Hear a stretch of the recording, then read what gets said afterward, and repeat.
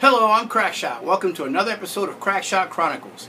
Today I'd like to discuss alternative weapons for personal protection and their impact with the media. Now, please forgive the scenery back there. I normally have something that's more attractive to look at as a backdrop, but I have to use this workbench and I'd like to be able to show a few things to make my point. So I'm going to move out of the way and show you the screen. I will be out of shot, out of picture. So hold on just a sec.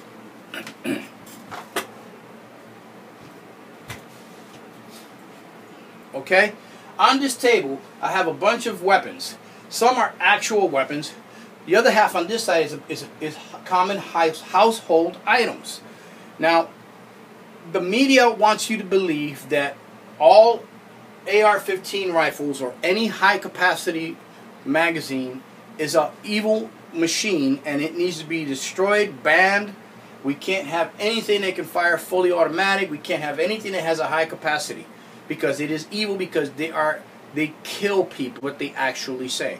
And they keep trying to say if only one person is saved because of banning an item, an inanimate object, that it's worth it. Well, they don't stop and consider, because of the existence of these high capacity magazines, how many victims are being saved. Instead, they just want to dwell on how many victims are being killed.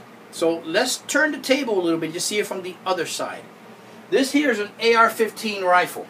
Yes, it is not a machine gun. It is not an assault rifle like the media would have you believe. What this is a semi-automatic rifle. No different than your granddaddy's rifle that when he went hunting. Every time I pull this trigger, the gun fires one shot and one shot only.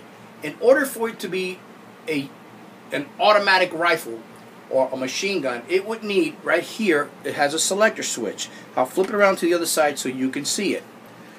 This here selector switch right here, as you see, I'm trying to get the light on it. Okay, that selector switch will go to fire or it'll go to safe. It cannot go to full auto. An actual assault rifle will have either 3-round burst cut out here or a full auto cut out here. So I can go from safe, which won't fire, to fire that will fire, and this would have to rotate all the way around to the other side so that this could be, so that this point here, this little point right here, will be pointing at that part there where that who full auto is. So this is not an assault rifle. The fact that it holds 30 rounds doesn't make it a killer. What makes it a killer is when a human being operates it with criminal intent. That makes the gun kill people. Killing people for evil is bad. I understand that. I get it. But blaming an inanimate object because of one lunatic who goes out there and does it is wrong.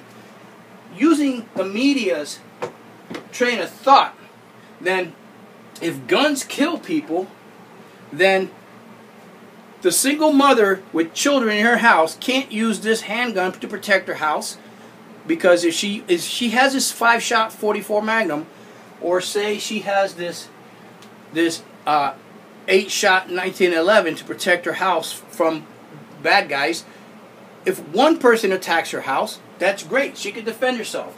What if 3 or 4 or 5 people? What if it's a gang initiation and they're coming with 10 guys coming after her?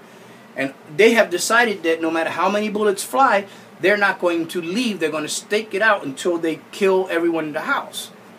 In a case like that, an AR-15 with a high-capacity magazine, she can keep them at bay until the police get there. She can probably save the day before the police get there. But if we get rid of these high-capacity magazines, that is no longer going to be an option for the law-abiding citizen. The only people who will have these high-capacity magazines are the criminals, because they will always find a way to get guns illegally. Now, I have some other weapons here that are more than suitable for personal protection in the house against, say, one attacker. Now, this is a hunting knife. This is a tanto knife, and this here is one of those what they call those butterfly knives. Now, with this butterfly knife, they consider these 3 types of knives dangerous because these kill people. Well, I have never seen any one of these knives leave my workbench and go kill somebody. Whenever one of these knives is used in a violent crime, it's always a human being that's dwelling it. I make bow and arrows. I make this one out of a spoon. By the way, don't ever use your wife's fine silverware to make an arrowhead. If you do, you will get the 3rd degree. These are actual weapons. They have a purpose for either cutting, stabbing, or punching holes in targets. These are designed for skinning animals, for hunting animals, for target shooting, to put meat on the table. And there's a lot of Americans who can't afford steak every day for dinner, so they have to go hunt and get their own food. Ban these weapons systems, and you're depriving them of that. Now everyone's trying to ban the assault rifle with a high capacity magazine. If we allow that to happen, what's next? The semi-automatic handgun? Because if you play with the semi-automatic handgun, you could modify it to fire full auto. Well, then that's next. And then once they get rid of that, logic dictates they'll go after the revolver. Once they get rid of that, we're going to be stuck with just edged weapons to protect our family with. And of course, they've already put a ban on swords, so you can't defend your family with a sword. But that will come next. Now, talking about weapons for personal protection. Any one of these weapons that I just showed you here will definitely be more than adequate for personal protection in your home against bad guys trying to do you harm. Here's a bunch of common household items that everybody has in their house. And they can also be used as weapons, whether it's to protect your home or to kill people. This saw. If you see me walking down the street with this saw, you think nothing. But because of the media, if you see me walking down the street with this knife, you panic. Your heart accelerates and you want to cross the street. It's not the tool that's the danger. It's the person wielding it. If I am a carpenter and I'm using this sword, this saw, you shouldn't be afraid of me, right? Well, I can do more damage to a human being with this saw than I can with this knife or this gun. But nobody's putting a ban on saws. You know, ball-peen hammers. Ball-peen hammers kill a lot of people. No, let me rephrase that. Ball-peen hammers have never killed anyone, ever. The crazy lunatic wielding the ball-peen hammer did the killing. That's why they didn't press charges on the hammer. Same thing with screwdrivers. A screwdriver could be used as a tool or it could be used as a weapon. Nobody's trying to put a ban on screwdrivers. But I bet you if you do a Google search, you'll find that people have been killed by screwdrivers. Alcohol. More people die by the effects of alcohol either through illness, which drives the cost of healthcare, or through drunk drivers than they have by all the firearms collectively. Aerosol cans. Whether it be spray paint, whether it be cooking oil, whether it be furniture polish, this can be used as a self-defense weapon. For one thing, it has benzene in it. Benzene makes it acts as a propellant. And that benzene is flammable. If you spray that in someone's face and throw a match at them, their face will catch fire. Granted, it's a horrific way to defend yourself, but if somebody's trying to kill you, your mission in life is not to worry about how you stop them, but that you stop them.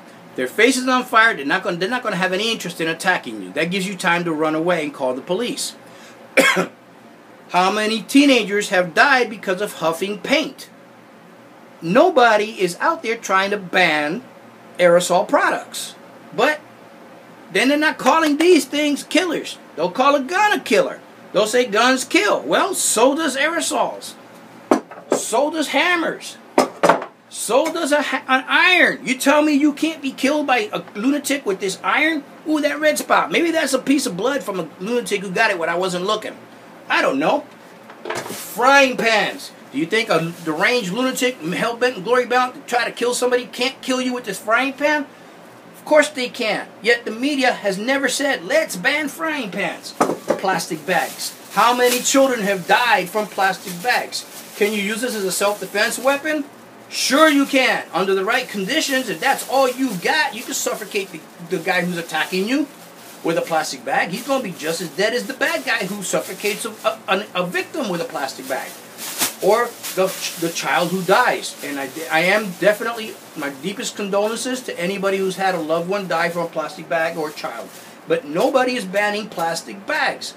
But plastic bags kill just as indiscriminately as any weapon or tool out here. The point I am trying to make is that there are things in this world that will kill. It could be used for good, or it could be used for evil. So with that understanding, it is illogical to assume that a high-capacity magazine or an AR-15 is a killer. It doesn't kill anybody. It's the person. The only way we're going to turn our backs, we're going to correct this situation where people are killing people, is for Americans to recalibrate their moral compass. Until that happens, we're going to keep killing each other. And if they succeed in banning firearms, human beings will have to arm themselves with cutting instruments. So that means people will be walking down the streets with swords. Whether you like it or not, they're going to have a knife or something to protect themselves. As long as people are going to do evil things, the good people will have to arm themselves somehow. If they don't use a knife, they'll use a hammer. You can drive around with a hammer in the trunk of your car anywhere you want, and nobody questions it. But this will protect you from somebody who's attacking you. Yet, if a cop pulls you over, he doesn't ask if you have a permit to carry a hammer. So, my point is, when it comes to self-defense, it is not the tool that you use that will protect you from a violent criminal. It's the mind. The mind is the most powerful weapon. As a novice shooter, you must keep in mind that the gun is nothing more than a tool. No gun on earth is going to save you from harm. You are the first responder, and you're the one who is going to protect yourself from that bad guy. You have to have the right mindset and determination to survive. If you don't have that drive to survive, you could be armed with a fully automatic machine gun and you will not be able to pull the trigger when the bad guy comes to do you harm. If you like this video, please click on subscribe so you can get more like it. Also click on comments and please pass this information to all your friends so that they can see it. I'm Hannibal Irizarry with Crack Shot Chronicles. I appreciate you watching. Have a good day.